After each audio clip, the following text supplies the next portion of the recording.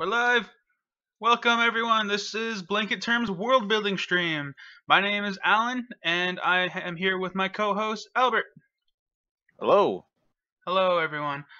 So what is this, Albert? What is it we're doing here? This is the weekly stream where the two of us sit down and do some world building for the various D&D and other RPG worlds that we run with our players and kind of end up playing together oftentimes. And so we started this last week, and I think it went pretty well. We're gonna keep doing it. Yeah. There's we last week we kind of just went at it not really knowing what we're doing, but this week I think I'm gonna try a new structure, see if it works, see if it doesn't. But yeah. So welcome to everyone here. Sound off in chat if you have a couple questions. We are a very collaborative group. What we have is a sort of like a dynamic where we just like riff off each other, and you're more than welcome to join in. Honestly, like Yeah, absolutely. great ideas can come from anywhere, and a lot of this material, I don't think that we don't really mind if elements of it get stolen, but just don't take it blatantly. Like that's not a good idea. But thank you for joining, and I don't think that there's anything else to be said. So without ado, let's get started. Yep.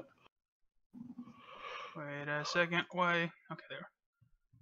All right. So last week's stream, we talked a little bit about our personal world building styles. You had mentioned that I'm more of origins to the present day, so like chronologically.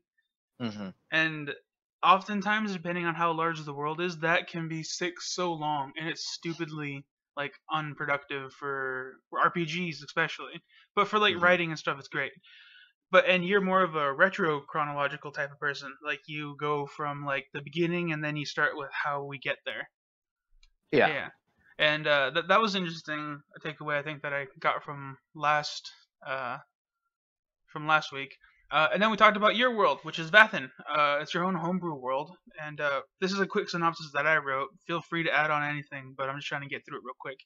So the world is a desolate place where civilizations thrive in large cities away from the unending glaciers to the north and south. Technomancy is commonplace, but the ice is receding.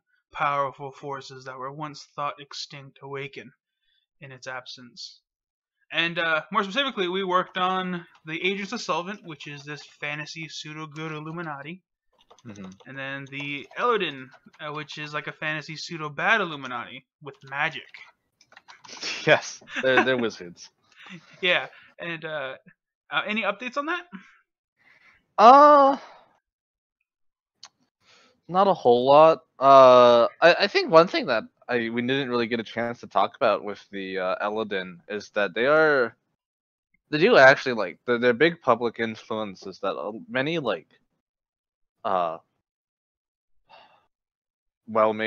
lot of well-made products have their sort of like insignia on it. People don't know that's what it means, but people just kind of assume it's some sort of like stamp of quality. So it's kind of like Disney then.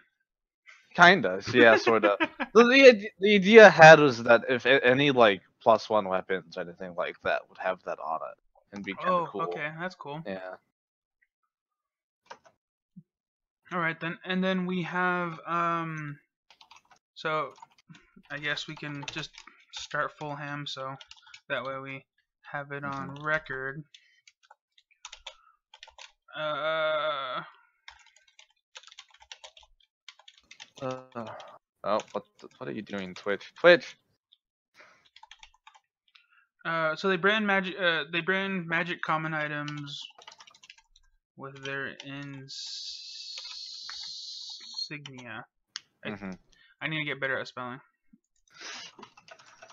All right, yeah. So they brand it with their insignia. All right, and then we also talked about my world. I have multiple worlds, and I think it's pretty common knowledge in my social group that I have too many worlds. So honestly, Vessel is one that I think that I've gotten into in the recent months, and I really fleshed it out. But at the same time, I still don't know details. Like I have it in my brain space, but I don't have it on paper. I don't have it in any other medium. Yeah, exactly. I'm like I do that a lot Yeah, as so well. that's part of the process of us writing. We have it all in our brain space, but we just need to get it on paper. And it's oftentimes we get the best ideas from other people. If you're in chat, just sound off if you have any questions, concerns, or anything like that. We're still in the recap. So Vessel is my homebrew world, and this is the general. I'm gonna get my voice ready for this. The surface of the planet was blasted away long ago, before humans found their way out of their biosphere habitats. Guided by an ancient and powerful arcane AI, humanity united the other races and constructed Vessel, the city of humanity, where they have thrived for hundreds of years. But technology, magic, social issues, corruption, greed, war, and conflict rage within. And essentially it's just like a giant one city that is kind of like cyberpunk based, like future noir. And me and Albert are actually running a podcast that we're trying to get off the ground in that setting, and this is where we're going to talk about it. So if you listen to the podcast, you'll be in the know. I'll try not to spoil too much, but it's going to come out eventually. But it honestly, it's more about the story, because me and Albert both know things about the world that I don't think anyone else knows, and we still find it super fun and super entertaining to just create. So I Yeah. think that other people will enjoy it just for the story. And also the plot's super fucking like complex. Like I went back to it and I'm like, man, there are threads that we just like make and then we drop. Like more specifically, recently I was editing episode 2, and Uh-huh. there's a remember when you went into the network and you got Zern's information? Yeah. Yeah, with his tax records and stuff. I totally Uh-huh. forgot that I gave you like a weird like CIA style like interrogation video. See, We you should never, watch that. huh? I should watch that. Yeah, exactly. That's why I was thinking about it. I'm like, man, these are things that I think we both forgot. I think I forgot about that. Yeah, but like you have it, and I just totally forgot about it. And when I was editing, I was like, man, we forgot about it. Should we just like forget about it, and should I not leave it in the No, I'm episode? gonna bring it up 2 weeks from now, I guess, because I guess we're not meeting Wednesday. Yeah, I don't think we can. But I'll still keep Yeah. up on editing because I still need to catch up. Yeah, that's fine. Yeah. Okay. Yeah. And other than that, there are no updates other than it's being released on Wednesday. Oh, Yep. Yeah, first episode on yeah. Wednesday.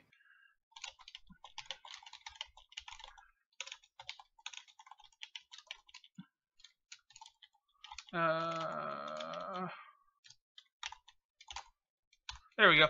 Yeah, it's being released on Wednesday, March 5th, 2018. I'll give you a link to that in a little bit, but it's gonna be released on Blanket Term's YouTube channel, and Blanket Term is this channel that's hosting us.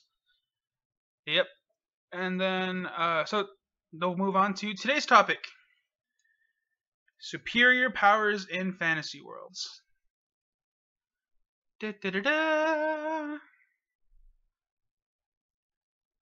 All right, cool. Now that little trumpet flourish that will be put in post is done, we'll move on. Opening discussion.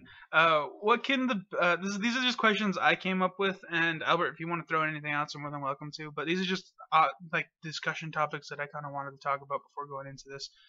What can be the benefits and disadvantages of incorporating DDs into a world system? Oh, you want me to answer this? I mean, you can. Hmm. Yeah. Well, the way I see it, there's one of three things you can do. You can either ignore it entirely and just kind of. You can ignore it entirely and say that people just sort of believe what they want to believe. And, like, that doesn't mean there isn't religion in your world. There still can be. But those gods are often just kind of unstated, and you kind of leave it up to the players to decide what they want to do with it. Mm-hmm. So I've been in many games where, as a cleric, I ask the DM, like, hey, what kind of deities do you have in this world? And they're just kind of like, meh, whatever. Just pick something. Mhm. And so I'd have to like find something in a random book or make something up, and that's kind of I'm not a big fan of that personally. Yeah.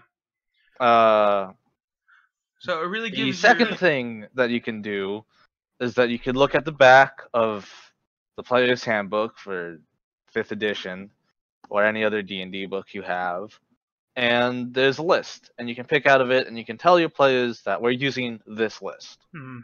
And the benefit of that, especially with D&D, like this is primarily a benefit you get from playing D&D, is that, and Pathfinder, is that you have this pantheon that already has a pretty full, rich narrative around it, Mhm. because it has decades of tradition in D&D. Mhm.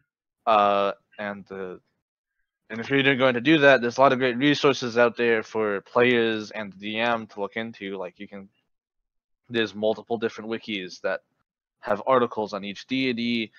The Sword Coast Adventurers Guide has pretty brief, I think, descriptions of all of them, and the benefit that you get, as I said before, is you have these resources, but I think there is a bit of a downside that comes with it too, in that because you have these gods that represent these certain things, you end up representing the same thing over and over again, and Mhm. uh, intrinsic with the ideas that the society chooses to idolize in the form of deities influences the society around it. That didn't make sense, but okay, Yeah, that's fine. I get That it. was a run on. It's Yeah, I because kind of ran on there. there's an intrinsic line you have to walk when you're running games, no, specifically just running games, with Mhm. pushing the concept of religion in a world and just subverting it, because we live in a time where religion is indeed a becoming more and more taboo and not part of popular culture, just because of our age group. And Yeah. yeah, so like it's a topic that we talked about off stream, but I think we're both on the same page that Yeah. it's no longer critical to society the way it was in the past. Yeah. So Yeah. yeah, so we're walking this line in RPG settings, and I think this is also lending to the whole thing with like the Satanic Panic that back in like the 70s and 80s. But like when you deal with gods and worlds, you're looking at the world in a vastly different way than we look at the world now, because of the of like actual tangible gods that affect real change in the world, and there's no denying it. That brings up a whole slew of different things.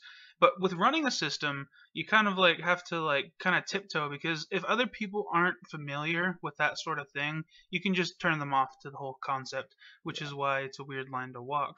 But other than that, I think that I think I'll move on to the next question. Is what do you find to be the biggest drawback with literal gods? And I think So I'm uh, actually gonna kind of go back to the first question. oh yeah, For sure. the third option is kind of what we're doing now, is you can make your own pantheon, your own religions for your worlds, Mhm. and that's kind of a lot of work, which is a big downside. And like one of the other downsides is actually to explain it to your players who may or may not be interested.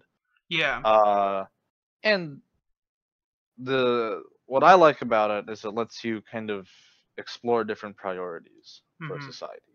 Uh, Yeah, and yeah, society is influenced by religion. Say what you will, but that's intrinsic to just human nature and just yeah, civilizations in general. There's a reason exactly. why in like Civ 5 and other good strategy games, religion is a huge aspect of like strategy for Mhm. civilization building. So yeah, it's important. All right. So back to the next question is what do you find interesting? What do you find the biggest drawback with literal gods? So as I was saying, is that like with literal gods, the major drawback is that you can't really deny the existence of gods. And with other, yeah, there are characters that don't really care about gods. They don't really have them part of their lives. But it's really hard for someone to be truly atheistic in a lot of these worlds, which I think that to some people is kind of weird, a weird disconnect Yeah. with their games. But other than that, the other little drawbacks is just like how do all cultures and other settings call all the gods the exact same thing? Hmm. And like another branching off of that, why do all other settings have just one language labeled common? Like it's something that it's something that always baffled me. You know what I mean? Yeah. Yeah, that's my other qualm, which is why one of my good friends, I don't think I'll mention his name, but he made an entire pantheon, but each deity was an actual like tangible thing, but he had a culture breakdown of different like civilizations that called them different things, and each civilization had their own pantheon that was based on the actual gods, but they renamed them. Hmm. And that was actually one of the things that I think that a lot of systems can think about incorporating. Yeah, it's more complicated, but depending on how you're running your game, I think that might actually make it a lot better. Yeah. Do you have anything to add in on this question? If not, we should go to the next one. It's hmm. The thing with it's interesting because Yeah. for D&D in particular, you have the fact like there's a real tangible element of Hmm. these deities. Like even if they aren't a physical aspect of the world, you have clerics and paladins who manifested literal power. And I agree with you that in that kind of world, it's hard to be atheistic because they're around you. They have influence, and you can't deny that. And I think that can limit the kinds of expressions you have in your games. Hmm. But that's not, but that's kind of a puzzle that I've personally yet to solve. Yeah.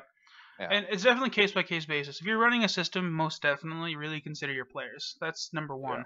Just being a good DM in general.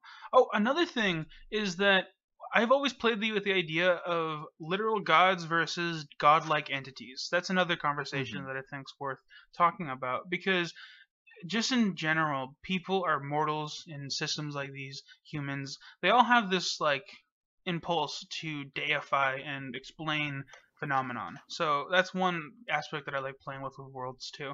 Okay, so we're actually kind of droning on. So let's go to the next question. What level do you think God should be? Just as like a rules question, because I know back in fourth edition, especially, they really like statted out all the gods. I don't know, like CR 40 plus, like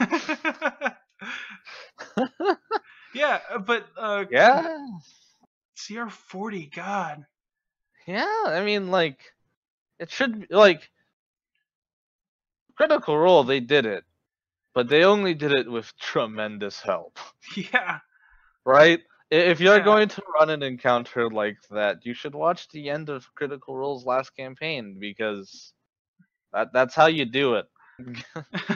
That's how you do that. That was really good, and if that's the kind of encounter you want to run your players through, and if it's the kind of encounter your players are ready for, Yeah, I think that's kind of how you have to do it. You have to kind of break from the normal paradigms of combat in these games. yeah, Like at at a certain point, the HP should not matter, right? yeah. At a certain point, but It because should be more of a puzzle to solve than just DPS. Hold on yeah. a sec. Well, as Albert goes to answer that, I see that we have one person in chat. You want to say hi? uh, we're trying to make this a collaborative environment. So if you have anything to say on anything we're talking about, feel free. We have chat open. We can actually. I think I can probably take this time to try to do an overlay, so that way other people can see the question. Do do do. We're not actually okay. So yeah, let me do a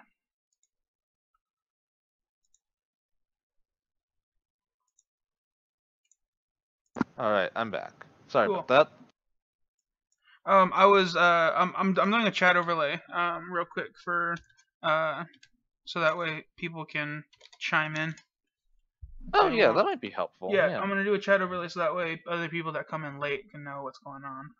Yeah. Okay. Yeah, you can finish your train of thought while I do this. I think you were talking about levels of gods, and Oh yeah. yeah, another thing that I wanted to bring up too was like when you're building a world, if you're at the point where you want to do a god, how would someone go about doing that? You were talking about it shouldn't really be about DPS or about the damage. It has to be like narrative Yeah. driven in some ways.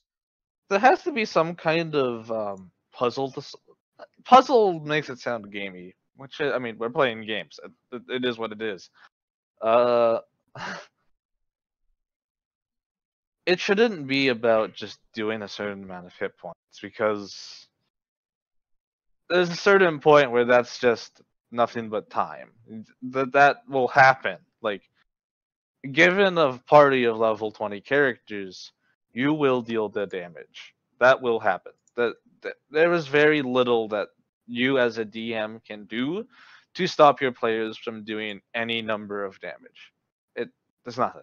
They're really powerful. It's really hard to kill them. It'll just happen eventually. So because of that, you have to implement some kind of thing that the characters have to do specifically to drive that narrative throughout the encounter. Uh, and that will just make the encounter infinitely more interesting and be as good as it can be. In fact, you should do that for more of your boss encounters in general. I should do that for more of my boss encounters, actually. But what do you know? So because of that, the are you testing the stream overlay? Yeah. I don't see it.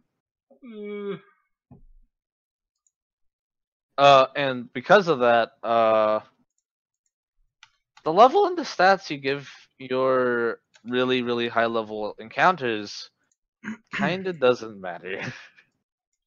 That's my opinion of it, at least. I rarely ever stat out my monsters. It turns out, like I oh, almost never you do know it. what? I'm actually linking to my chat from my channel, so that's why it's not Oh, working. Okay. yeah. Uh, I think you have to ask yeah, Don for it. I had to get the Streamlabs one from Don. Yeah. Yeah. Well, Oh you can well, try well, DMing her on Discord. yeah. Can you do that actually? So that Yeah, way, sure, I'll do that. because I don't want it to pop up my screen since I am streaming or doing the thing right now. Yeah, I definitely think that you were going on a good train of thought there with it should be narrative, and I think it's very important because God's a big thing, and there's a lot of prep and build up that I think that you need to incorporate if you're ever going to attempt it. All right, so the next one, next question is how can they lend to a more animated world? By they, I mean the deities or godlike entities.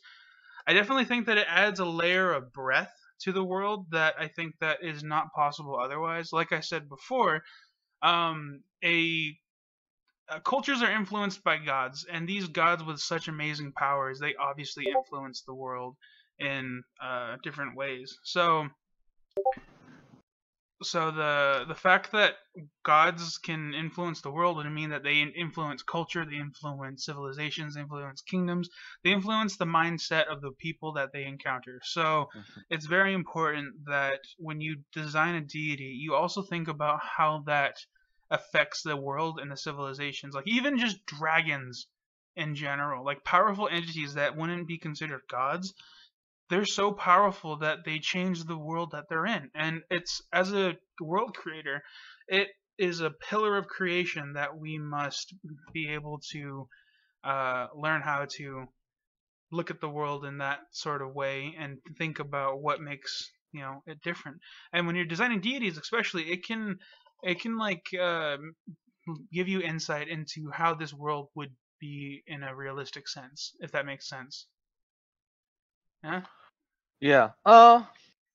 For me, in my experiences, having really visible deities can help flesh out the history and making creation stories. making the creation story for Dark Hearth was one of the more entertaining things I've done for RPG game. Mm, And you know that ancient history, if you sprinkle that throughout the campaign, just kind of what I'm doing with Vaesen, mm-hmm. can either be a driving aspect of your campaign or be a garnish, basically, just kind of a change of Yeah. pace. Yeah, I definitely think that's something that needs to be considered when you're building world systems, whether it's garnish or whether it's the meat of Yeah. a world. Because we're actually playing a session where Don's DMing where the gods are the meat Oh of the yeah. campaign. That's a really good example. Um, Yeah. yeah, and whereas in Vessel, I think it's definitely more the garnish. Like it's right now at least.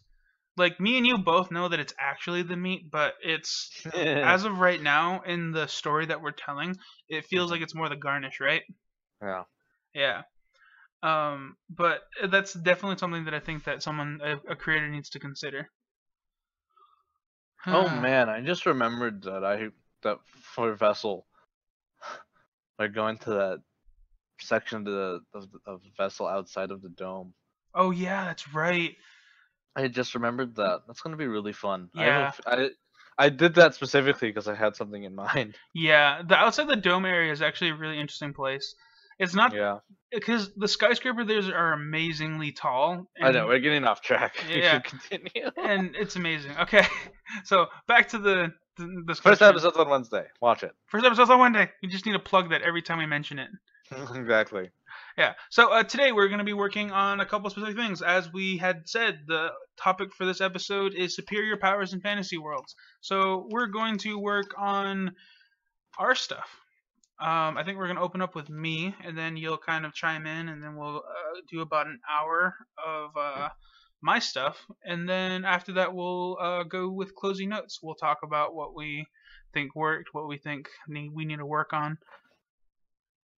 Right. Yeah. So I plan on building out the origins of the Divine Shard, and then discuss the influence on its cultures within Vessel itself. And then also begin to work on factions within Vessel, and then yeah. So we might need to work on the timeline first. I'll just do that as we go. And then Albert, you said you were going to work on Vathan's Pantheon. Anything else you want to add in there? Uh, man, I'm not entirely sure what I want to do with it just yet, but I definitely want to work on the because we saw this last week, and each of the pantheon, each of the gods has a symbol and a word for what they represent, and I think it'll be useful for us to kind of go into detail about how that informs their followers' views on certain things, Yeah. what their followers would believe, Yeah. what motivations their followers would have. Yeah. Okay, real quick, before I really get started on the meat of this, I'm going to check the chat, see if I had something. I mean, check my Discord, and I don't want to accidentally pop up and do that stuff. So let's just blacken the screen real quick. Okay. I think both of them are just me. Okay. Yep. All right. All right. Okay. So we'll jump right into my world.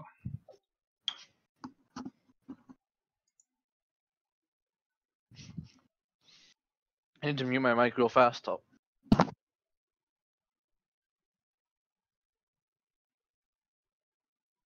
Alright, there we go. Okay, cool. Alright, so we're back with my thing. Okay, so we'll start off with the overview, right? So, quick recap. So a majority of the city of the world resides within walls, going full attack on Titan. But other than other than the fact that the walls is a giant dome and that it's all one massive city, I still haven't uploaded a good picture. Actually, I can get that picture soonish, but because I have it drawn out. It's just yeah. So the technology level is high slash Cyberpunk. Yeah. And then the arcane level is low and suppressed. So the tropes and themes, as I had said before, so one thing I like to do whenever I'm building a world is getting a real quick like template for how I want to do things. So this is a really good way that I think that that creators can and world builders can help anchor all their ideas. So in tropes, I want to enforce the obviously cyberpunk, and then I also want to enforce the future noir, and then I also want to, well, one thing that I do in general is just a sprinkle of comedy, just because that's who I am.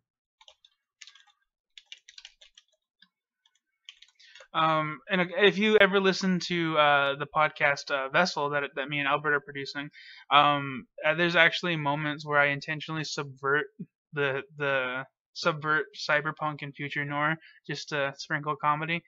I think I think in episode 1 there's the scene where, no, is it episode 1? I think it's It episode was 2. episode. Are you talking about the Dick Cheney joke? Oh no, but that one's just like DM to DM. I'm talking about actually in Oh, sure. the scene settings.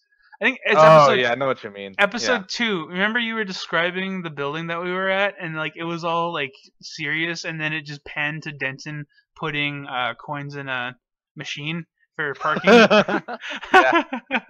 Yeah, so like I like sprinkling that in, and sometimes I think I overdo it, but Mhm.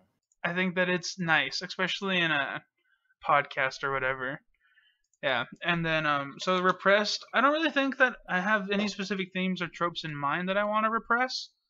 Um, I guess recently I've been kind of tiptoeing around the like religion aspect, so I'll just put that in there. Oh, yeah. So major factions. There are a lot. There are a lot of major factions. So there's obviously the church. There is the Grimson. There's 2 M's. The Grimson Conclave. There is Placebo's not a major faction, right? No, I wouldn't say that. Yeah. Yeah. Okay. There's a church. Oh, there's also the Blythe Corporation.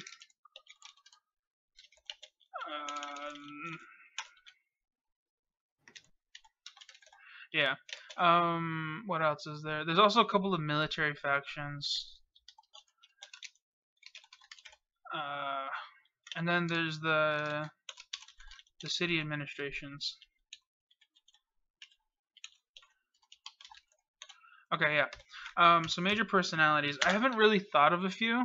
Oh, by the way, if anyone's noticing a trend here, I actually got the inspiration for the skeleton of this overview from Fantasy Flight Games' setting template that they worked on for their core rulebook. So, Oh yeah. yeah, I'm just kind of importing it because I don't think that this is a new idea. I think it's just a really good like structure because I don't know.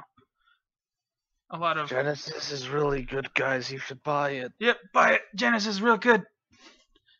Okay. So I don't think I have any other major personalities except for there's Oliver. Yeah, I don't know. Like major personalities to me are like politicians, like Yeah. presidents, that kind of thing. Politician. Oh man, I should have put my Discord on my other monitor because it's still on my main monitor.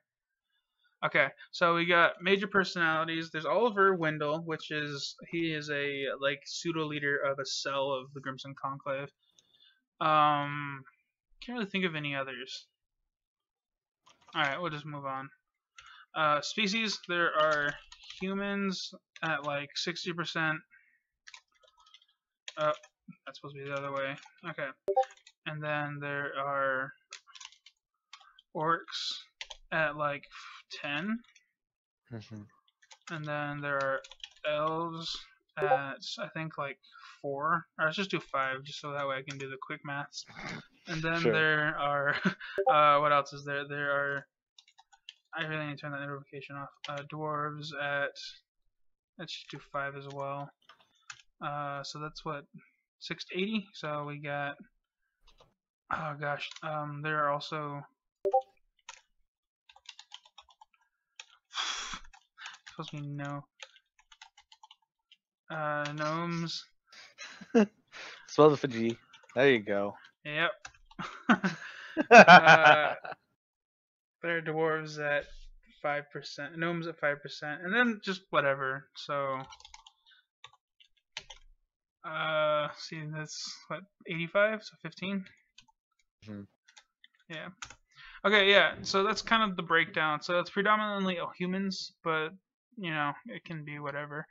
Okay, so now with that out of the way, let's work on history. No, let's not do that. Let's work on. Hold on. Is it expanded lore? Did I put it in here? The precursors, yeah. So expanded lore, we have the precursors, which before, yeah. Let me check the chat, or at least disable the thing real quick. Sorry.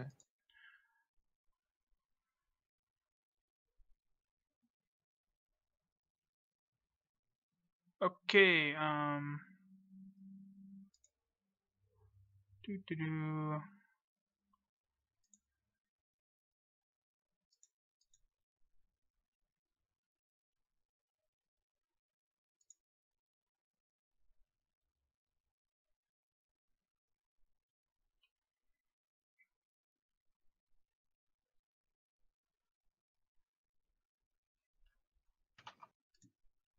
Alright, there we go.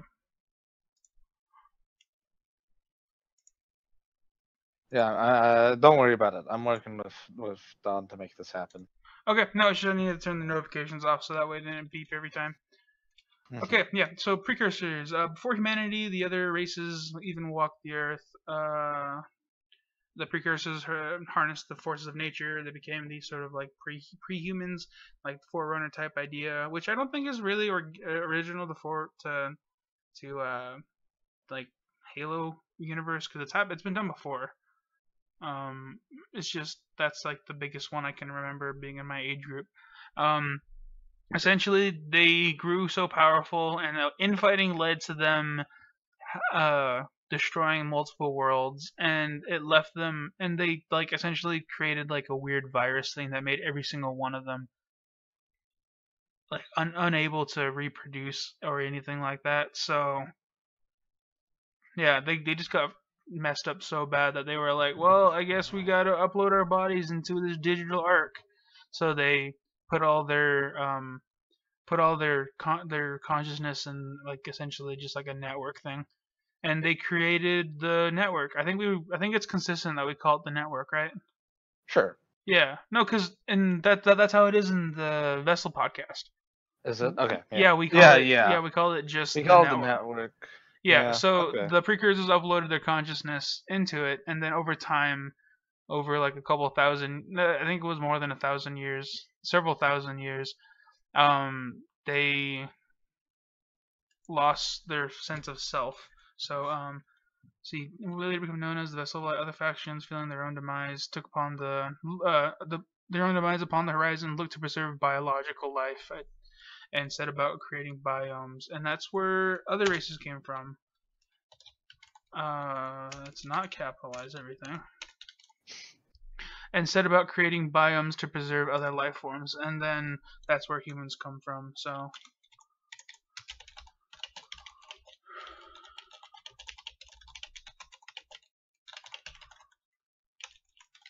yeah, so there was multiple different factions within the precursor race, and so gosh, I feel like I typed this out last time.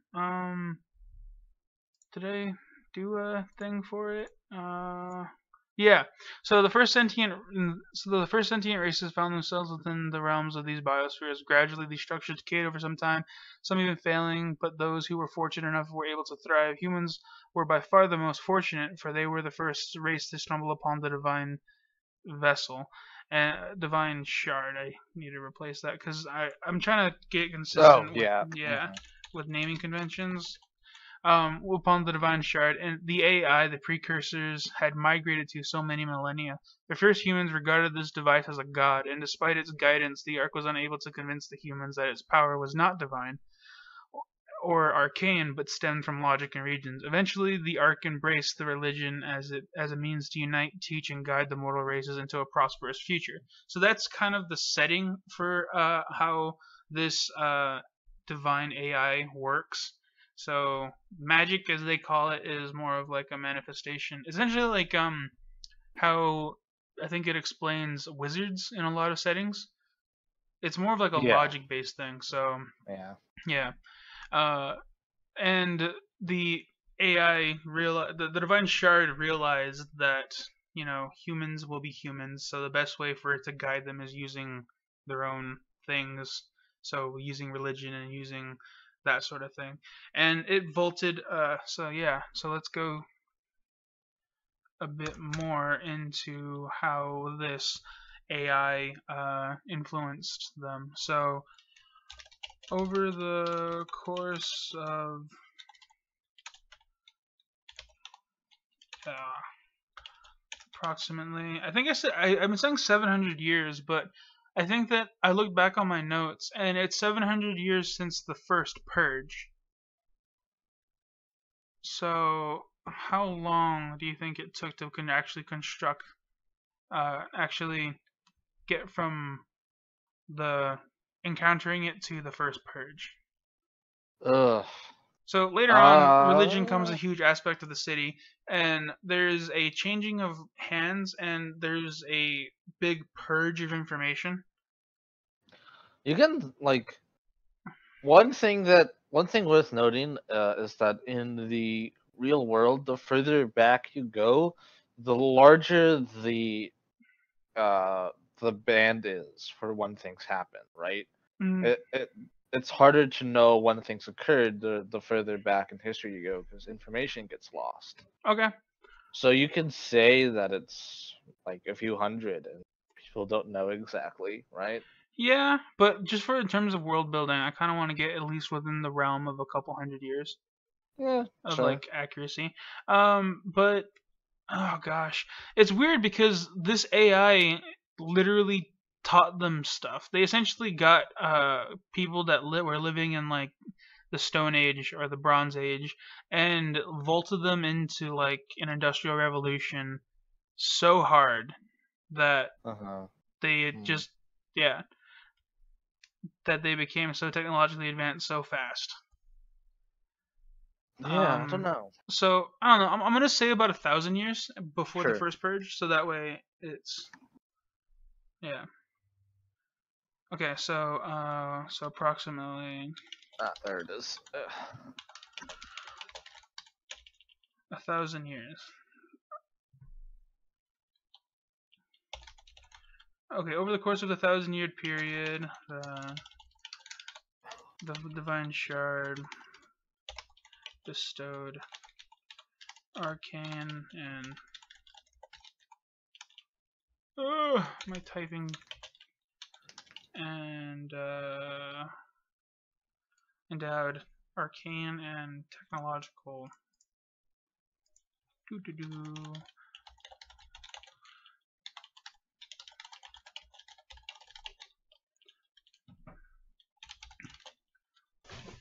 Okay, technological advancement upon the city to help guide them into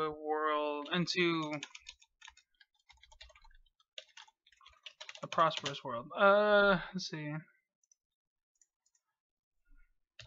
Okay, after that we do the divine shard. Okay. However, technological advancement's always a weird thing. Like, if you get a society and you give them advanced technology, even just small examples of that, like giving Native Americans like, alcohol or giving Native Americans guns, like oftentimes it ends up to not be so good.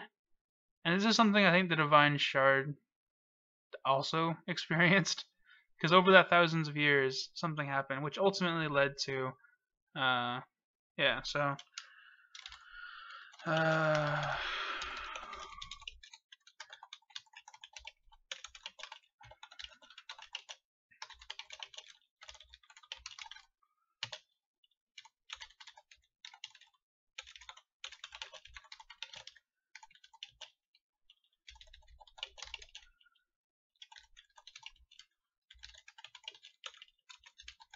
Ah!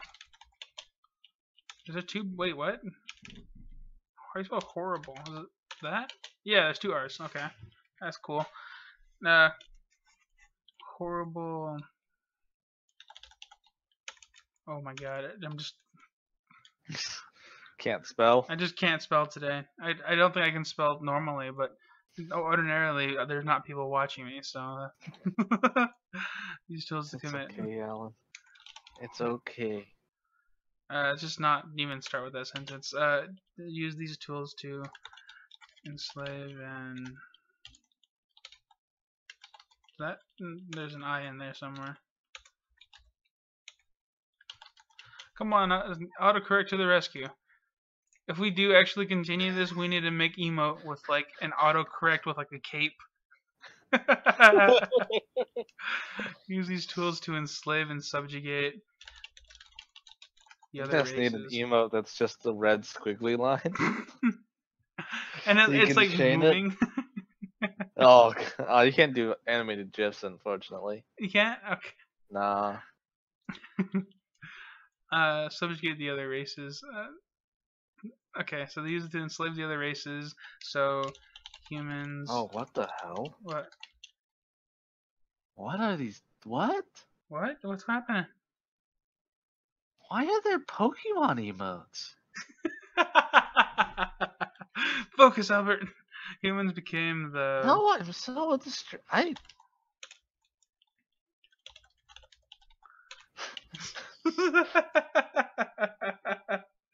Became the overlords.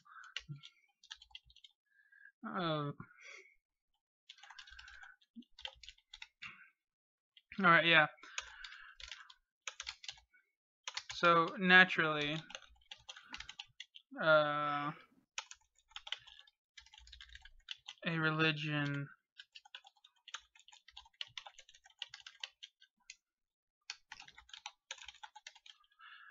so obviously a religion formed around the shard.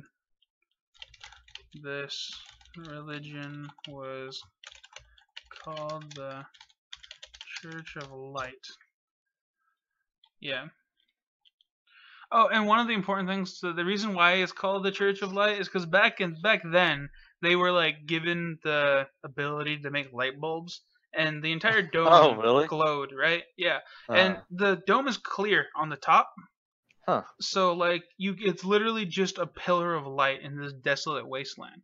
So that's why they call it the Church of Light, because people that saw it, like, they just saw a giant, massive fucking dome that looked like a mountain, and the mountain literally glowed. Huh. Like, there's a weird mindset they had to be in, because Vessel's massive. It's 2 miles high. Like, that's how tall it is from the floor. So it is a massive, massive structure. And for the whole like top half of it just glows. So that's a weird headspace to get into, but just imagine if you're like a medieval era soldier, right? That is like something I don't think that we can even wrap our heads around properly. Yeah. So it was called the Church of Light. And then so I'm just gonna cop out and say that much of this history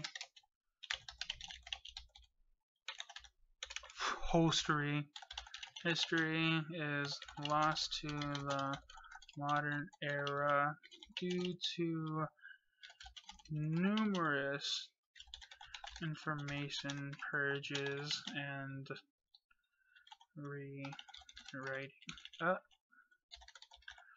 rewriting from recent eras.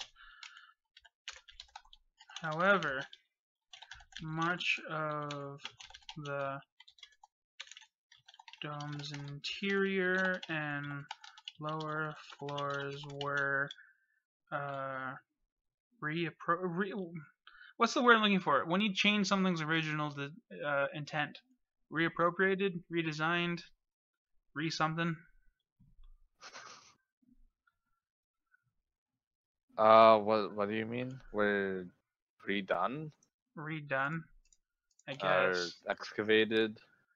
Because initially, remember I was telling you that the dome itself, this 2 mile, 14 by 15 dome, the entire floor was flat before on the inside, but it was hollowed out into like this bowl, and then on the inside there was a whole sort of like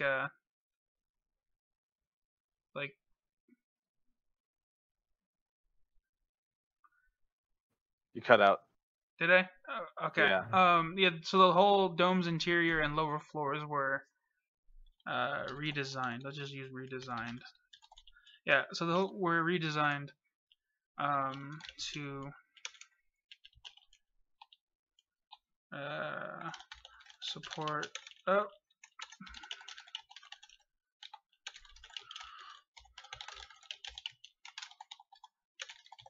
Okay.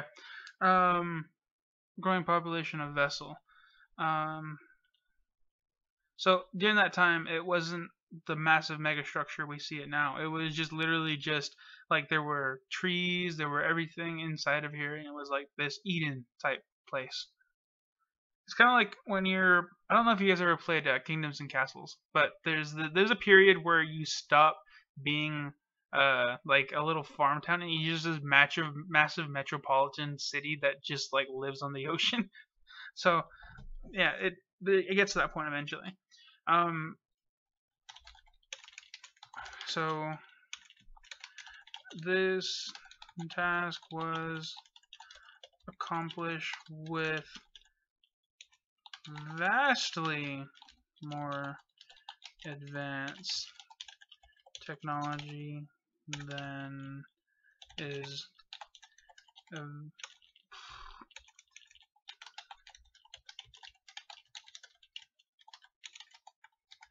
okay, so massively more. So there's actually like a regression of technology after the founding. So they launched them so advanced, and then around then after the information purges, that sort of technology was lost.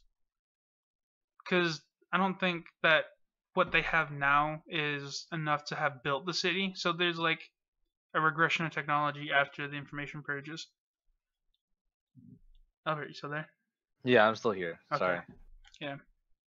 This task accomplished was vastly more advanced technology than available today within Vessel, though this information is not commonplace.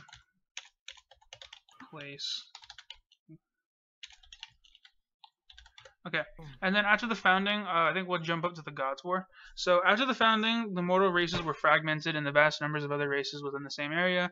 The unification of all these races was both violent and quick. The factions were united by the Church of Light, called a crusade against all those that opposed their power, influence, and later historians will call this time the Gods' War due to the fact that they actively sought to suppress other religions and ways of thinking. So this was just like a crusade period where they united everyone within the Church of Light. People died, and it was bad. Yep, the sentence will happen.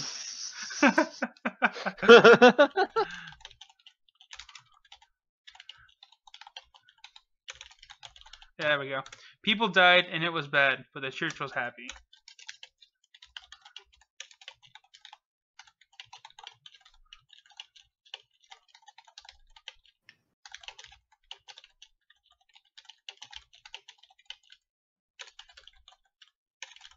Yeah, so the divine shard was not, but it understood that the need for to unify, so it did nothing.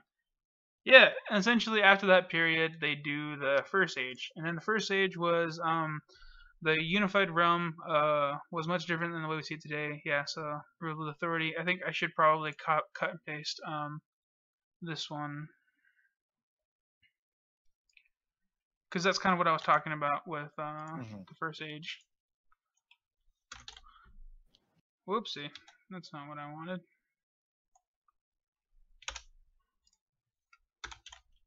Yeah, so the First Age was that period of time, 1,000-year period where they. Oh, okay, I see. Yeah. Sorry, I was on the delay. Yeah. So over the course of approximately 1,000 years, they did the thing, and then after that they became overlords. They did their unification stuff, and then they did Vessel. I think that we can rename this one. All right, and then after that, I think we'll do the. Gosh, what should it be called? The period of time where they purged the information. So like what would you call that period? So Great Purge. You could call it a cultural revolution. You could call it just like some kind of revolution, like the yeah.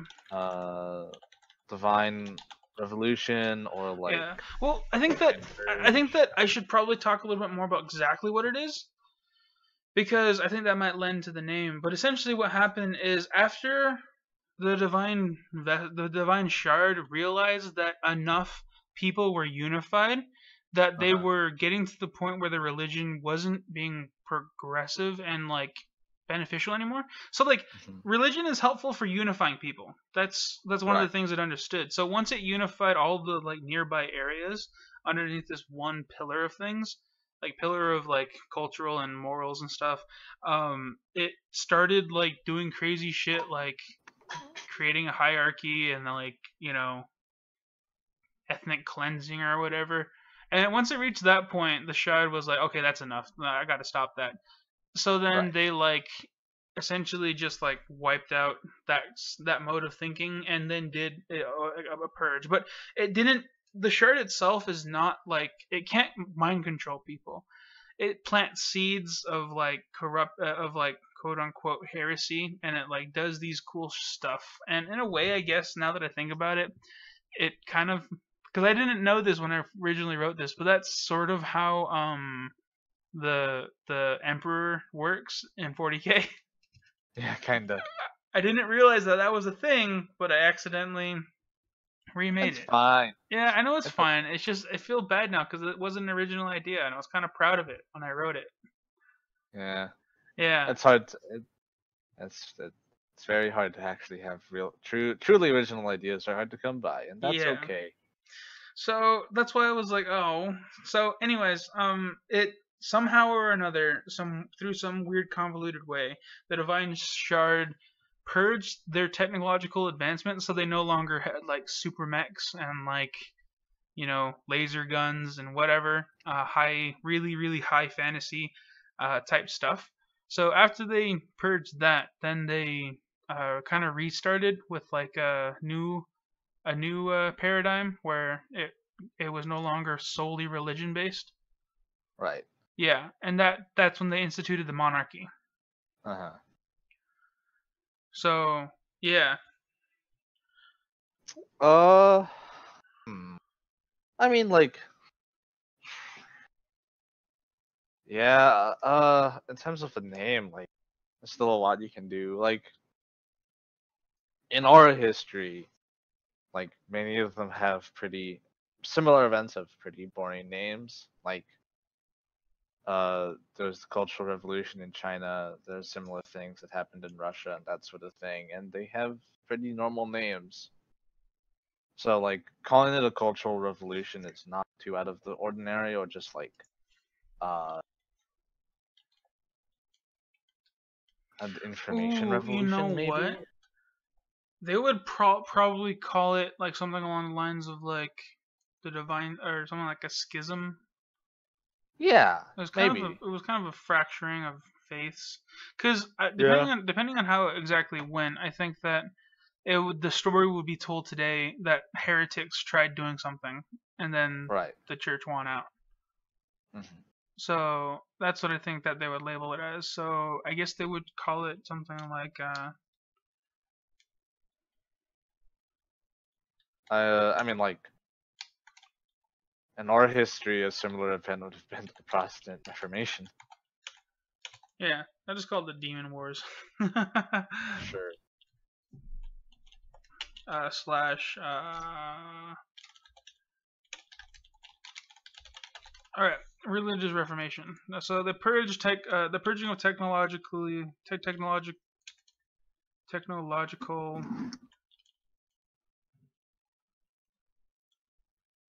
Yeah, so technological I think kind of chain words together here. Technologically dangerous information. So things like laser rifles. What else?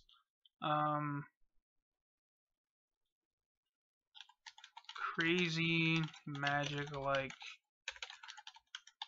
artifacts. Yeah, like just think kind of like Doctor Who. You know how sometimes they come up with weird items in Doctor Who? Like I remember I was watching Torchwood one time, and he uses like he reprograms a gun to like destabilize the molecules of a wall, and then like it just like deletes it. Yeah. Yeah. So like they have weird shit like that. Like it's magic to us, the way even us, like me and you, but it has a actual logic behind it. So yeah, so they purge that sort of information, and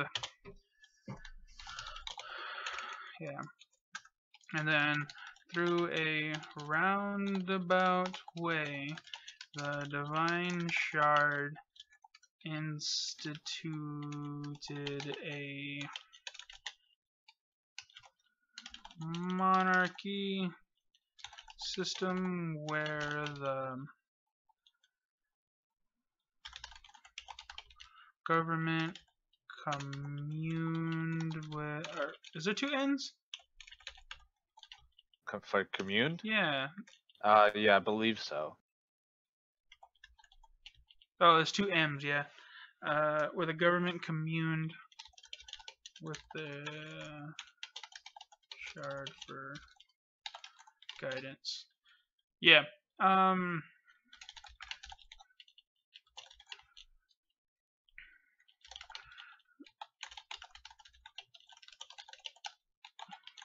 So essentially, it was like a separation of church and state. Essentially, so the church became sort of like a vault system and like an information information like barrier, and then the monarchy was more of like a social issues governor, essentially. Whereas before, everything was all inclusive in the religion.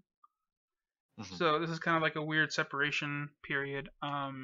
So during this time, the danger information was given to the church.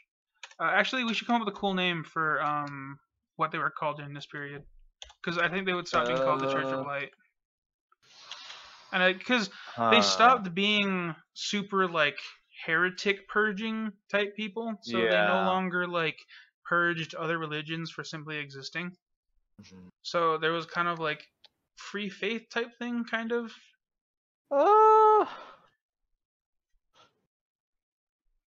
Order of Hope. Ooh, I like that one. Although I don't know if that might be a good one for another religion. This one's like the Catholic Church Vatican type place. You know what I mean? So the great the divinity, the great divinity, holy divinity, maybe. Stuff like that. Yeah, I guess. See, so essentially they like have like a vault that has all these crazy magical artifacts, but they worship them in like a religious context. Keepers of Faith, maybe. Keepers of Faith. Oh, I like that one.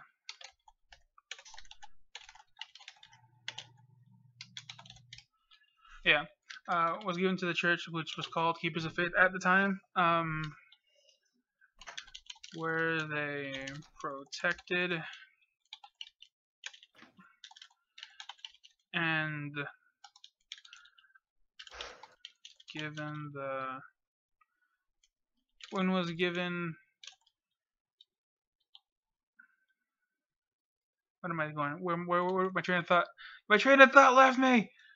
Oh God! All right, they protect them and was yeah. So where they protected them. This church was also the primary recipients of new technology and the administrators of and the administrators of their administrators of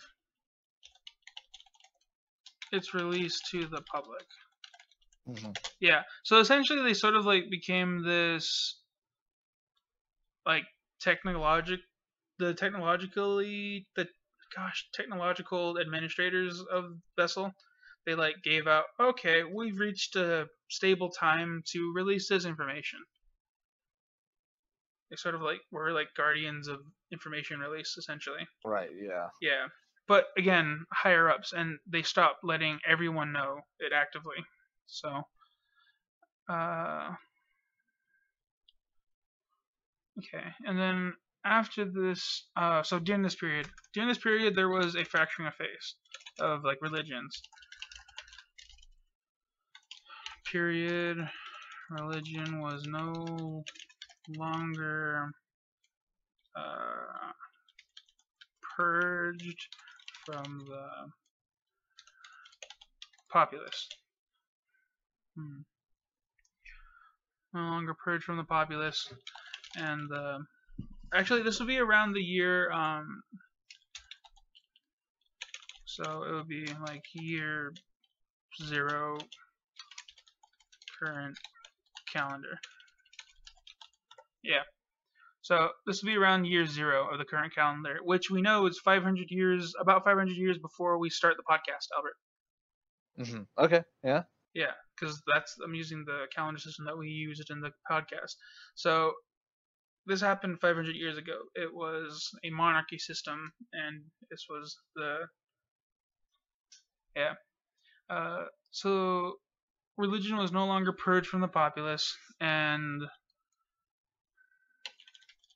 regulation of the government was given over to the kings and their vassals.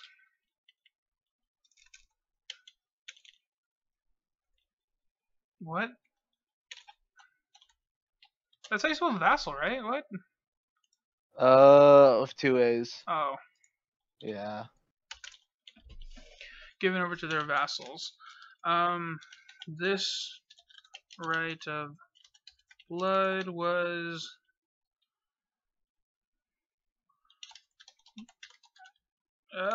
stupid fingers spelling letters out of order.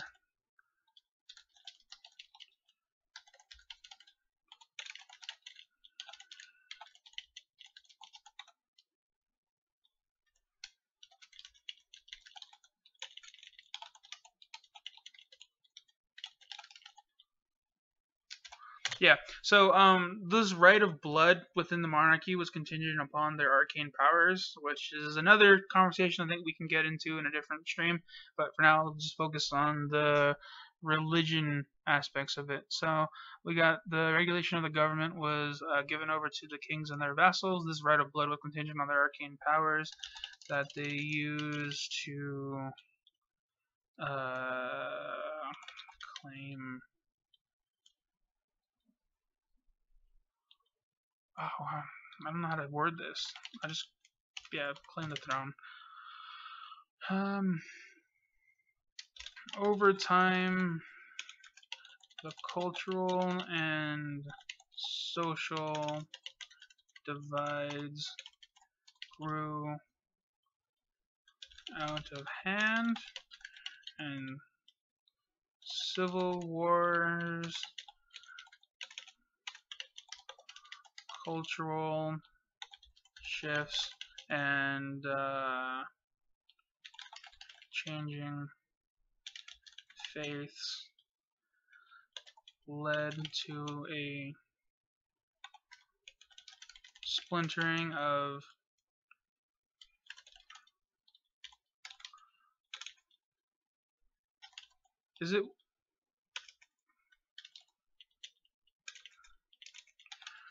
Yeah, there we go. It was an A. I did it! Albert, I spelled the word right. There you go. Changing faith led to a splintering of governance. So essentially, the numerous other governments started popping up. These city-states became the basis for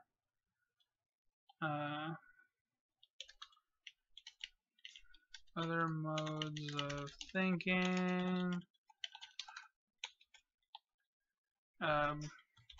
isolated technological advances, and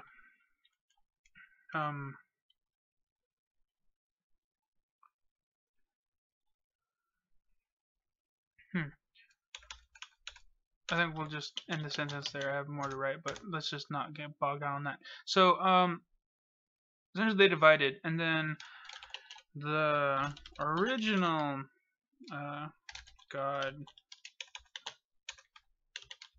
kings, because that's kind of, I think that's how they would be referred to. Because the original god kings eventually lost power. Lost, more specifically, their arcane. There's no action arcane. Why did my fingers put arcane and action there? Eventually lost their arcane powers, and a new ploy from the divine shard was instituted. Yeah. So essentially, this era lasted about, oh gosh, about 400 years? No, I think closer to 400 years.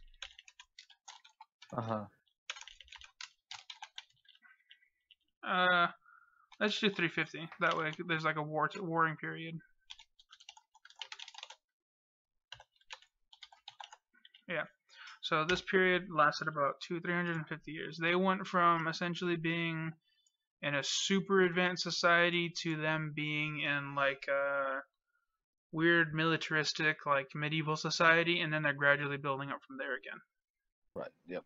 Yeah. So started off with like Gothic, or is that a time period? Is Gothic a time period? It's more of an art style and yeah, way of doing architecture. So like it would be like, yeah, it would be like Dark Age. Yeah. Oh, nope. We really seriously need an emote that's like Alan can't spell. Yeah. And then it ends with about I think it would be safe to say it would end with like the end of the like the start of the gunpowder period. So like the, what's it called? Oh gosh, what is that era called where America started getting colonized? Like the very first ones, like. I feels like I need to look this up. Late Victorian era? Yeah. No, I think it's might even be earlier than that. Let's just put that in there for now. Sure. Okay, yeah. So they essentially did all that progress in less than a couple of 100 years. Yeah. Okay, so after the God Kings, so stripping, that's weird, power away from the God Kings and giving the arcane powers to others, shatter the governing systems in play. So the divine shard does this quite often. It has the ability to give certain people like the ability to do certain things, and it's sort of like a sorcerer type thing, right? And yep.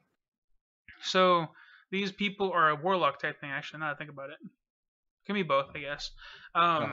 And so by giving certain people these powers, the church kind of like calculates / guesses who and what it would mean for the society. But another thing to point out is that during that time period, something else actually changed during the Reformation. Actually, I think these are two different things, right? So the Demon Wars and then the Reformation. Well, the Reformation would probably come after the Demon Wars, wouldn't it? Yeah. So let's add in another one there. So that because now that I think about it,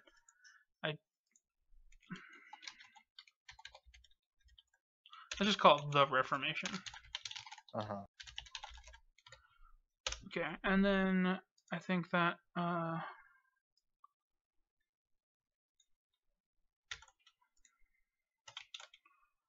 okay, and then let's just cut that. Oops. Yep. Okay, and then the first Dark Age, and then we'll put year, and then we'll put like, where's that little squiggly line? That squiggly line.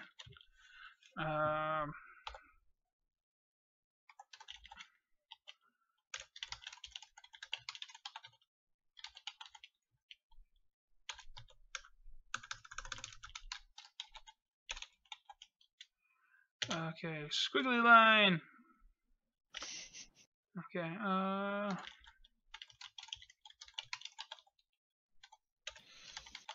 yeah.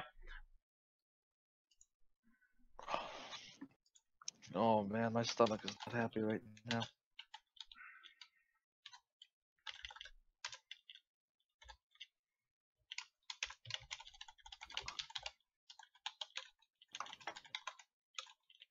Why can't I spell calendar? Oh my god, that was so bad. It's not that I can't spell it, is there some reason my fingers were just all fucked up. Alright, and then that one's just unknown. So the God's Word happened about 3,000 years ago, but they can't really pin it down. And this one happened about 2,500 years ago, and then it ended about -200 current calendar, so about 700 years ago. And then the Demon Wars actually can get related religious reformation there. Administrators are released to public, and then we have the Reformation, which is the period of time where the lost their arcane power. And then I think the next one we were going to be talking about, next one would be the Reformation. Then we can go to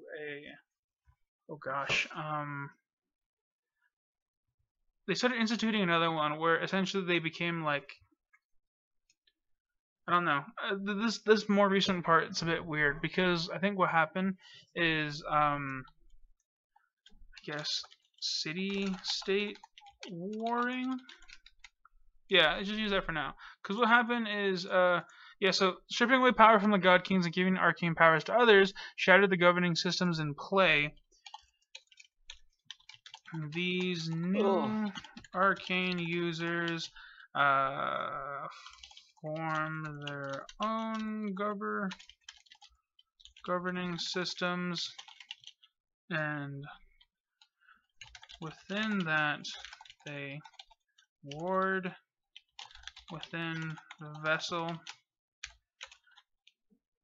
So at this time, the vessel itself, they started digging down, and they expanded, and it's 14 by 14 miles, so it's not like they had a lot of space, but they started expanding outside of the city as well.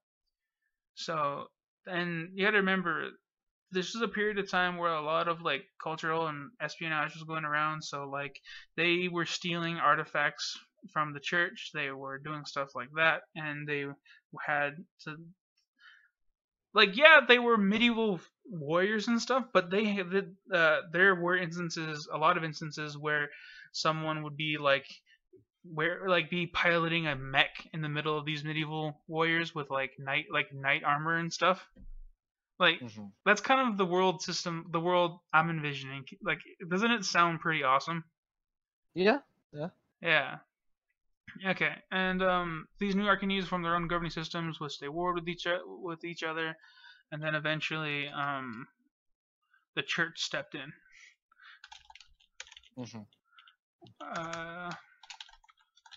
Eventually, stepped in to stop the warring and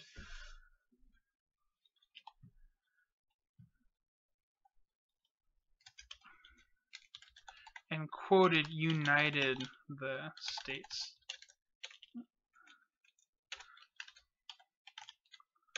I guess use the word factions instead of states and governments. United the factions together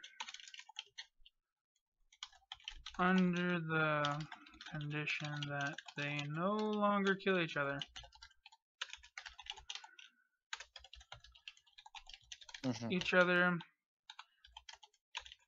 Adhere to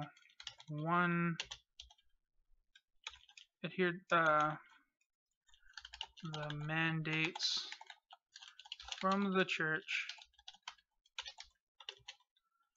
The church has ultimate power within Vessel, but the factions are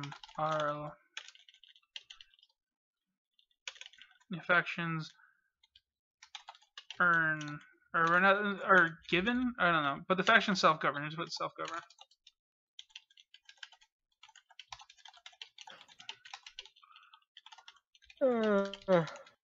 So essentially, it became like a one, because they expanded to the point where every single spot of land was taken within Vessel.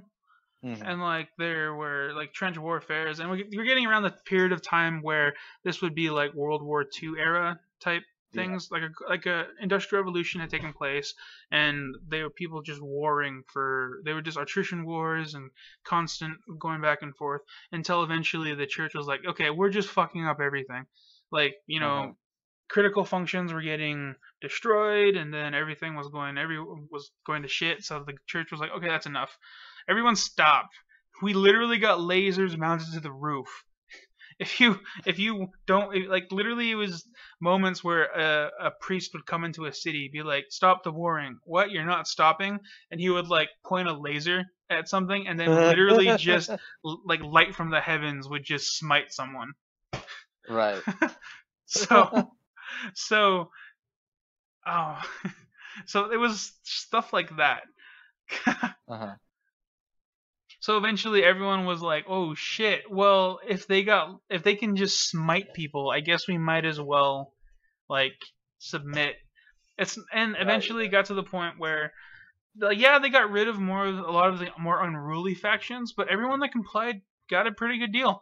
Like, so long as they submitted to like ultimate mandates from the church, and like allowed the church to like to come in and like destroy certain things and take certain information, they literally just got to govern their own part of the city.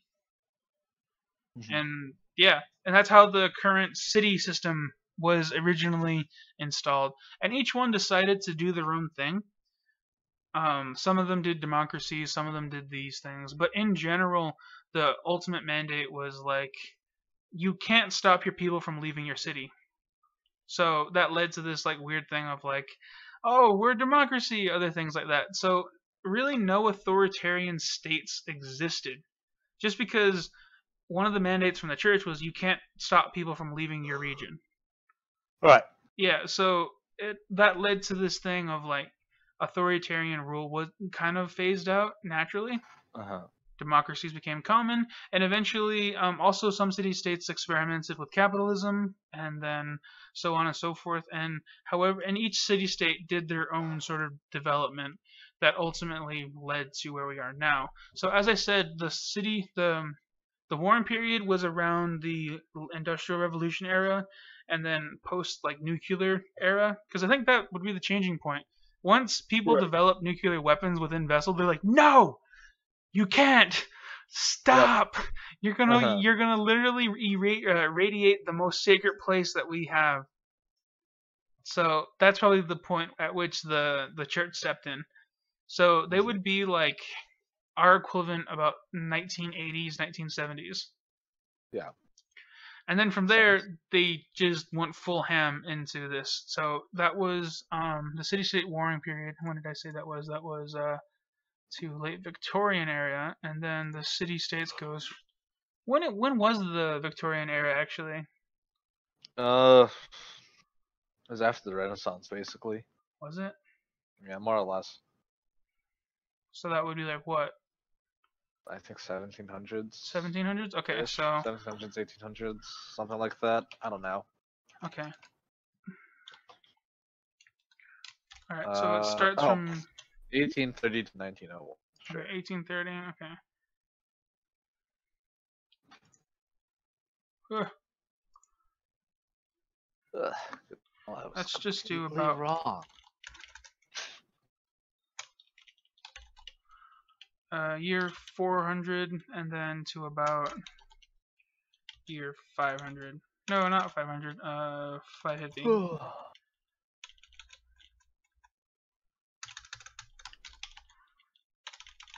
Capital Y, not yar. Let's not use yar. Yeah.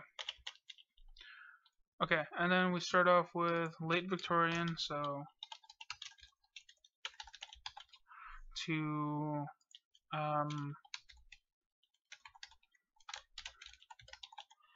post-nuclear. I know I said it wrong, but and then I don't know what they would call this. They would call it probably the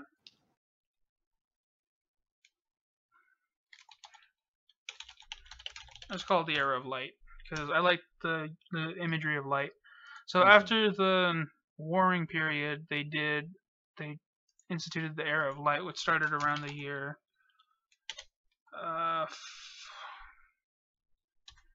yeah. Whoa. Yeah, and then they started off with I guess modern times. Yeah, they started off with modern times equivalent technology, and then they instituted up to our equivalent would be just to like futuristic. Oh, autocorrect, help. Okay. And then after the unification,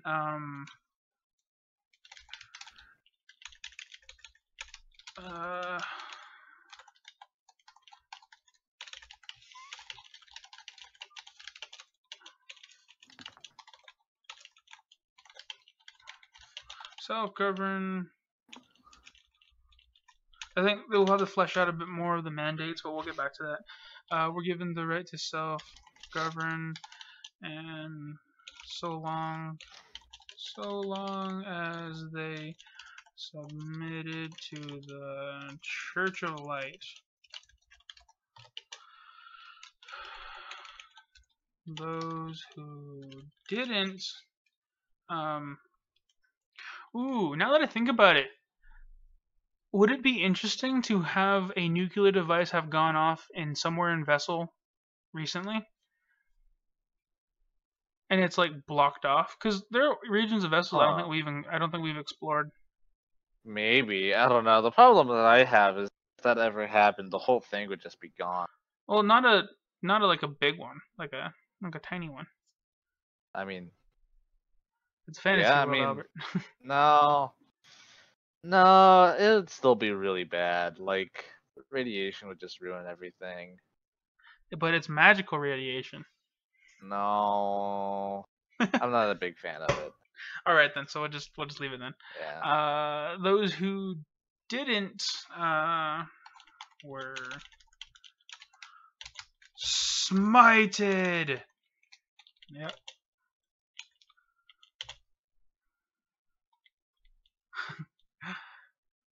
Gosh, can you imagine that, encountering someone from the church, and they were like, "You got to submit, or else you're gonna die."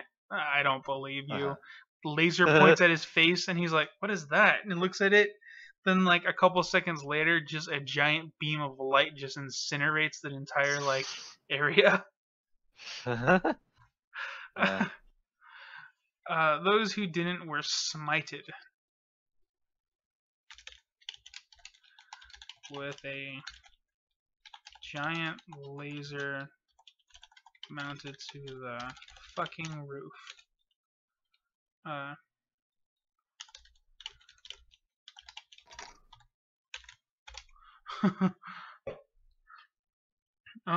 Those who didn't were smited.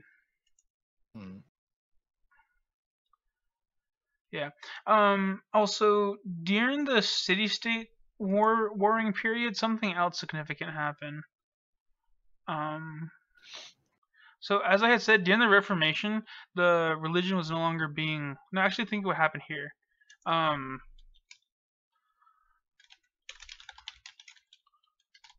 What did we call it? The keepers of light, right? The keepers of faith, right? Yeah.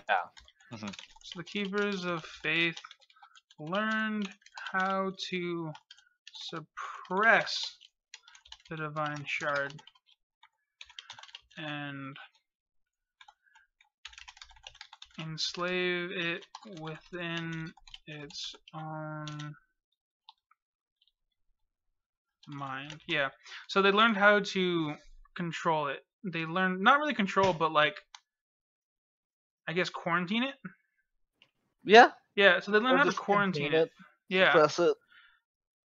These are all good words. Yeah. So they learned how to enslave it within its own mind. They no longer answered to it and sought to build the world in their own way. Yeah. So the Keepers of Faith, during this period, yeah, and that's the reason why the new arcane powers came about. Because as soon as the Keepers of Faith decided to do this, the Shard was like, well, shit, I don't have any power anymore. Let's just shake up the status quo so that way they don't have power either. Yep. Yeah. And then during this period, the Church of Light was like, at least the Keepers of Faith schismed. The Church of Light was somewhat happy with helping the Shard, so the Church of Light essentially just took over the Keepers of Faith. So there was a huge schism, and that was able to help. So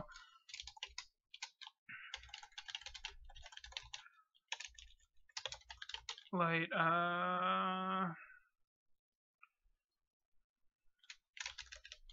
took out the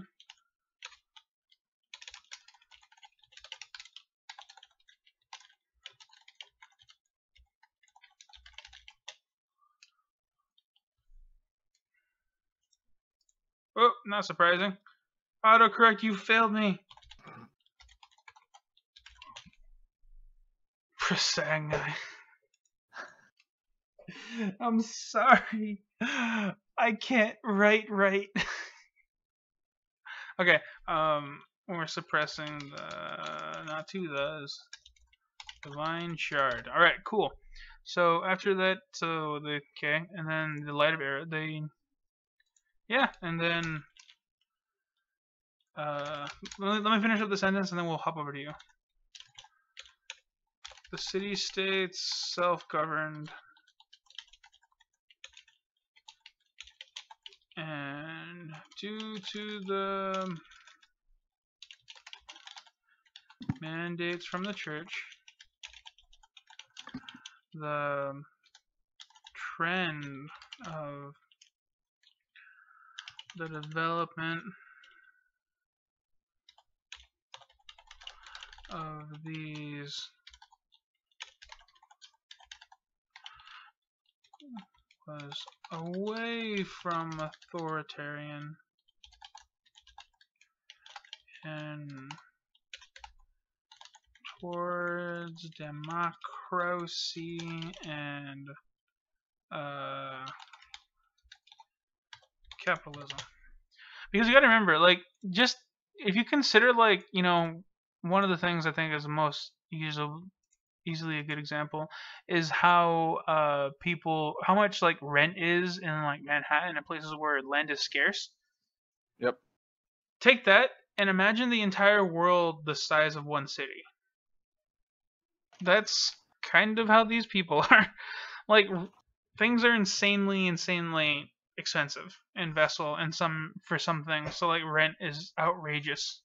Yeah, I'd Yeah. imagine. Yeah, and like things like even like the office we have in our podcast, Albert, that office is actually a pretty big office. It's not in the Yeah. best area, but it's a big office, which makes it even more which it would makes other companies that have massive areas even more impressive. Like that charity place that we went to during our Uh-huh. episode. I think it's like Oh yeah. episode 7 or something. But I know what you mean though. yeah, like they had vast open areas and stuff. That's Yeah, ludicrously expensive. exactly. So so city-state self-governed and due to the mandates from the church, the development of government swayed away from authoritarian and towards democracy and capitalism. And then the progression of knowledge catapulted again. Yeah, catapulted again, and then something's gonna happen in here. So something happened to the divine shard. I kind of want this one to be like the Church of Light experimented with it.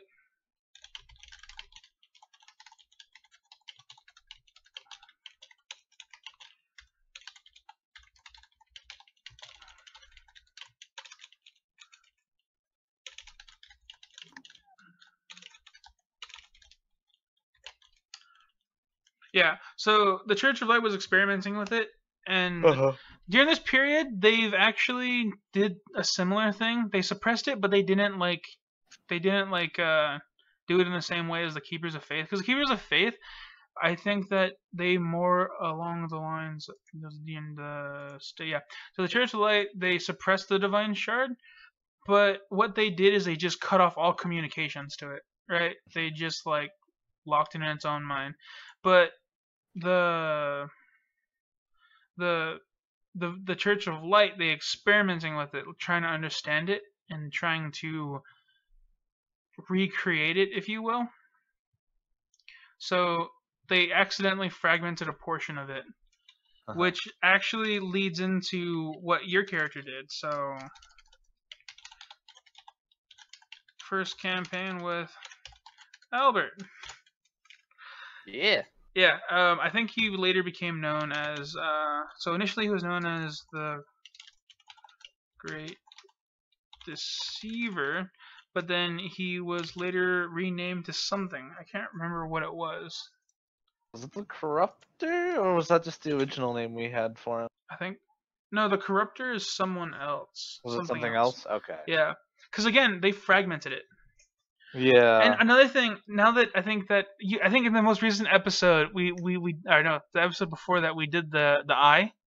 Yeah. Does that, with now that I've introduced this concept of experimenting with breaking out shards of the Divine Shard, or fragmenting it, kind of lead insight into what happened.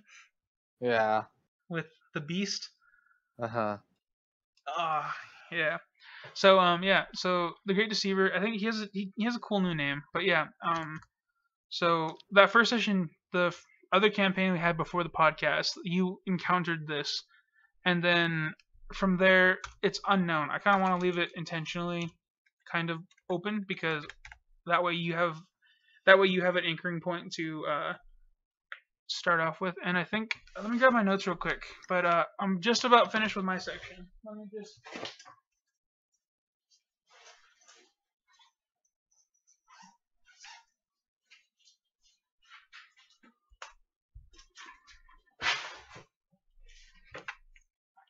Oh.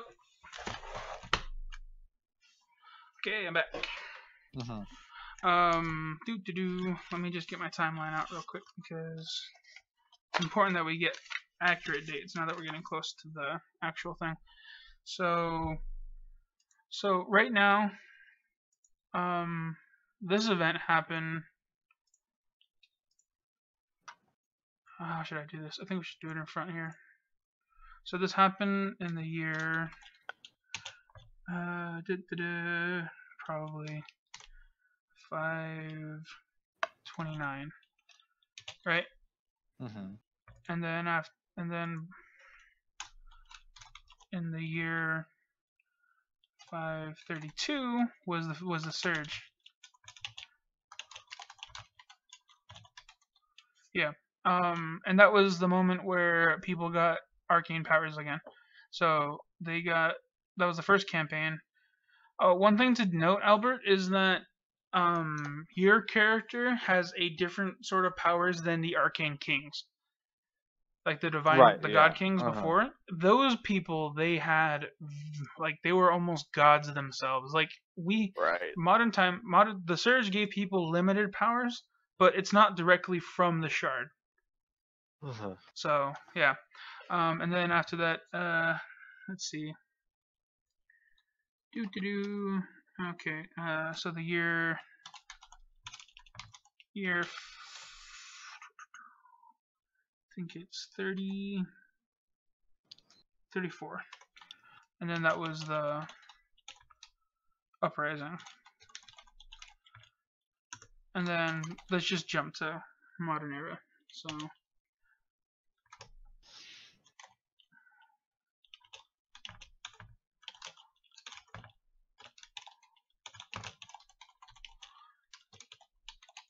Alright, there we go. And that's the timeline, and that's the progression of religion in Vessel. Yeah. And that's how it's gonna work for how religion works in it. So one thing that I think we can kind of take away from the progression of religion in my world is how it influences society. I think that's one of the major things that I think Vessel's good at looking at. Yeah, I agree. Yeah. You have any other comments before we jump over to you on Vessel? For Vathan? I mean, no, just in Vessel specifically. There'll be a portion after everything to talk about everything. Yeah.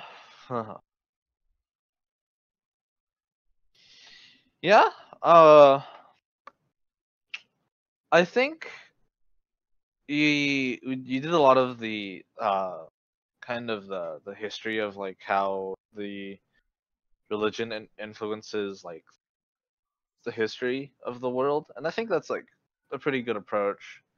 Yeah. And like we had mentioned before, I am personally, as a writer and as a world builder, I like to start from the beginning and then build up to modern times, which is why my writing process takes a lot longer, I think, in a lot of ways. But I like the progression that I'm able to lend to it. Yeah. So it gives a lot of context too, to some degree. Especially like the very recent stuff, and like kind of my question is like, how much of it do people actively remember? Again, a lot of things are suppressed, and especially the like things pertaining to the Divine Shard. After the Reformation period, the Divine Shard stopped becoming a public face within itself, and it kind of faded into the background, and that was about 200 years ago. So people stopped actively worshipping the Divine Shard in that sense of like communing with it. And nowadays the Divine Shard is more of like a symbol rather than an actual thing.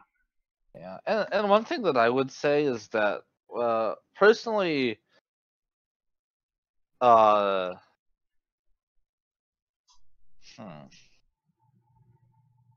personally when I do history, if it's not something, unless like the campaign is really heavily tied to like discovering kind of forgotten histories, if it's something that characters have absolutely no reasonable expectation to know, I don't really build it out too much, because the way I see it, it's not entirely necessary. Yeah. But that said, I think it's pretty important for Vessel because a big part of Vessel is kind of rediscovering some of this. Because Yeah. yeah, and like people will sort of see this as the podcast goes on because I think we've started to get into it a little bit with the episodes. Is that the history has led up to these events, so Yeah. understanding that history is going to be important as we continue on Yeah. with that story.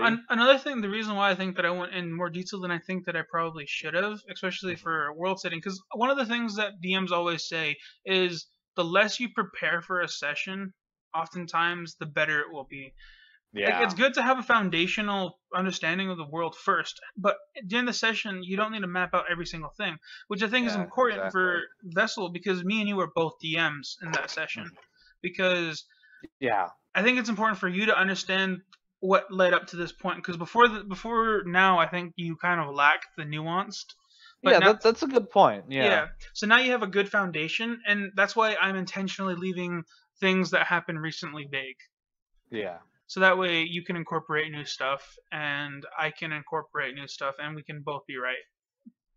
And like the reason I say that is because like just as a blanket sort of statement that Plug, not every world needs this kind of detail. I think plug, blanket there are term. certain campaigns and settings that this sort of detail is appropriate for, and I think Vessel is one of them. Mhm. But many of the others, it's not super necessary, and Yeah, your players may not find it super interesting, and yeah. that's okay. Yeah. One thing that I think that is a good example is like Sword Coast.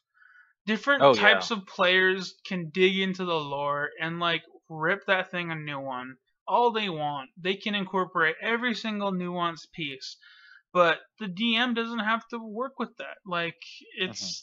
it's like a sort of like a pick and choose your own adventure because that's literally Yeah, what D&D is sometimes, and especially like for like scripted and like story yeah, stuff. Like the and the history for most of the Sword Coast stuff is pretty vague. Like I don't think even the Sword Coast Adventures guide goes into too much detail about history. Yeah, but all the supplements and stories that came before it, I'm talking about, like back in like second edition Oh and first yeah, edition, like I those eras really dug into like all the meat of the history. Granted, they yeah. like retconned and like overrode each other a bunch, which is why they came out recently with like compendiums and stuff. Uh-huh. I think Toma Foes actually goes into a lot of that, and I know during the Some of pod those is be cool. Yeah, the podcast with I think Dragon Talk D&D I don't know if it's on Wednesday, but they do Hmm. talk about how the history changes over the years. So, but they kind of just pick and choose different things that they know works, and each DM obviously incorporates whatever they want for their story, what's relevant and what's important, Yeah, and history definitely. can be important to that. I think we should take a break between shifting over to my stuff. Should we? Yeah, just a short one. All right, are we gonna run over a bit? What do you mean? Because do you think hours enough time? Because I think the end discussion is gonna Oh. be like 15 minutes. Uh, I don't mind going over a bit. yeah, we can go over a bit. It's Okay, fine. let me just boom. Welcome back to the stream. We totally didn't fuck up and had to restart. That's not something that happened. All right, you good, Albert? You ready to Okay. start? Yep, we're good. There's a lot of like Yep. screens going there. You good? Yep. Awesome. So, a quick recap for those that are just joining. The topic for today is superior powers in fantasy worlds. So, we're going to be talking a lot about gods and how these superior godlike entities interact with the world and our own takes on all of that. If you missed the beginning of this episode, we talked a lot about our own personal takes on it, and we don't want to take up time and just recap it here, but you can check it out the beginning of the stream on YouTube that will be coming up on Blanket Terms channel on Yeah. Tuesday, I believe. Yeah. Yes. Yeah. but we already talked about that, so go check it out. We definitely need the views, we definitely need the support, and we are really looking forward to continuing this because we love world building. We're nerds. That's just our default setting. But we're actually getting onto Albert's world, which is Vathan. You're saying something? What? Yes.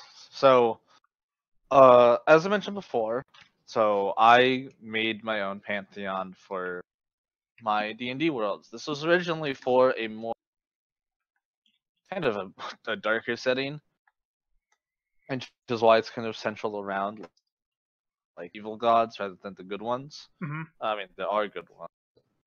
There's a balance, right? I very much wanted there to be a balance when I originally made this, and I've kind of adapted this to a lot of the other worlds that I'm doing. And so I have sort of the gods, what they personify, and their domains, basically. Just kind of the exactly the sort of information you get out of the back of your player's handbook in D&D. But now, what I would like to do for this stream is to start going into detail about what. Oh,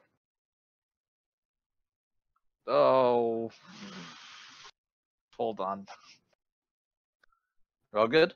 Yeah, we're live again. Okay, sweet. So, in the Sword Coast Adventures guide, each god has like a short section about the practices their followers have and what their followers believe their god represents. And so, I figured we can start doing some of that for each of these deities. I mean, there's quite a few, so we're going to go into really basic details for now. And as time goes on, I'll sort of add more details, but we'll just get a basic outline for each of them. Awesome. So Vathan, we have the Astral Shackles, the Vigils, the Astralica, the Vagrant Gods, and the full list. What's the full list? I haven't heard of that one. The full list is what I have here. It's all of them put into a list. Oh, okay. Yeah. So the way it the pantheon in Vathan is very much centered around the stars and astrology. So as I mentioned last week, the Astral Shackles, those constellations take up the peak of the sky and are present throughout the year, and the Vigils are immediately around them, and they're also present year round. The Astrologica kind of is on the rotates throughout the years and end up representing the month of the year, depending on which constellation is dominant within the night sky. And the Vagrant Gods are basically planets and other astral bodies. So you have the moon and the sun, and other of the solar system of this world. Well, maybe we can go into detail on that later. That's unnecessary details of what those planets are like. You're scrolling a lot. I can't. Oh. So, well, since the Astral Shackles are the first in the list, we'll start with those. Okay, cool. So we got what is that? Oh, what the? I'm installing something right now in the background. Avdul. Avdul. Marcel. Tharl.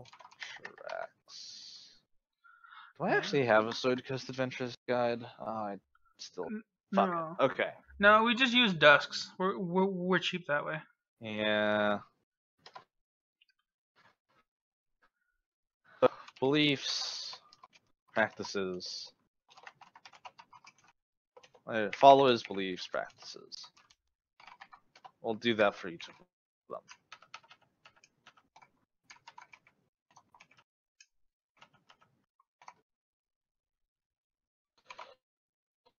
People would follow the god paths and forbidden magic. Wizards, necromancers, probably. Yeah.